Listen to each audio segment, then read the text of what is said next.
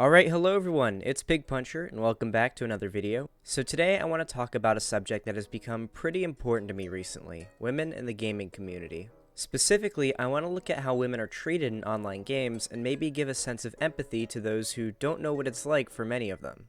Alright, so let's start by looking at some statistics from a survey done by Polygon in 2016 to try and figure out why women may be treated differently in online games than men.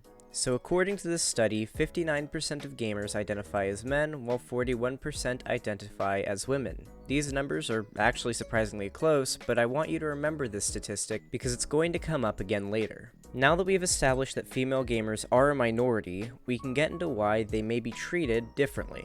Now, my next point is going to be based off of anecdote, and I know you generally shouldn't make a sweeping claim based off of anecdote, but it has become a well-known fact that harassment of women in the gaming community is a huge problem, so I'm just using this story as an example to help some of you understand what it's like. So I told Claudia Brown, who you should totally subscribe to, that I was making a video on women in the gaming community, and I asked her if she had any stories or examples of what it's like to be a woman in online gaming. This is the story she told me, and it's actually a perfect example because it includes all of the points I want to touch on in this video in the first place. So she told me that she was playing some ranked Overwatch when a player on her team was really getting salty and lashing out at other teammates. Then he singled her out and started telling her that she's bad at the game because women aren't as good at games as men. She told him off by naming a female pro Overwatch player and asking him, if he's so good at the game, why is he at a lowly woman's rank? From what she told me, that shut him up pretty quick. This is a really good story though because it demonstrates so many examples of how women are still mistreated in gaming. For starters, the stereotype that women are not as good at video games as men because they are comparably few female pro players compared to male ones.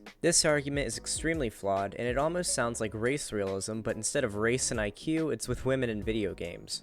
So in regards to why we see so few female pro players, we have to look at what it takes to actually be a pro player. If you look at any pro, such as Shroud for example, you'll find that they have many years of experience in gaming, often having played the genre they specialize in since they were very young. If we consider that only 10 years ago there were much fewer women in gaming than there are now, it becomes very obvious that heavily marketing games to young boys meant fewer young girls had video games bought for them when they were younger, and thus they never got that vital experience with games at a young age that we see most pro gamers having. We know this to be true. There are female pros, and when they're interviewed, they all say the same thing as the male pros. I've been playing games since I was really young. The other part of the story I wanted to use as an example is the way that he targeted her with his salty rants because she is a woman. Anybody watching this video who has played an online game with a female friend should know what to expect the instant she turns on her mic to make a call out. Usually you will hear at least one of these reactions. You have the guy who says, "Oh my god, is that a girl?" And then sometimes they will say, "JK guys, I'm just being ironic." You have the one guy who starts insulting her, telling her women are bad at games, over criticizing her gameplay, and making sexist comments. And of course you have the one white knight guy who gives her special treatment and is nice to her only because she's a woman and he wants to have sex with her. Okay, most guys watching this video will think I'm exaggerating, but I'm not. Because there are seemingly less women in online games than men, when a woman comes into a lobby, there's always going to be at least one person who has one of these reactions. Some anti-feminists argue that everyone gets shit online, and if they can't handle it, they should just turn off their mic. This is an extremely harmful suggestion since it makes excuses for very toxic and sexist behavior in the gaming community. Not to mention, not using your mic means you can't make fast and effective callouts to help your team win. So I guess the point I'm trying to make here is that being a woman in the gaming community is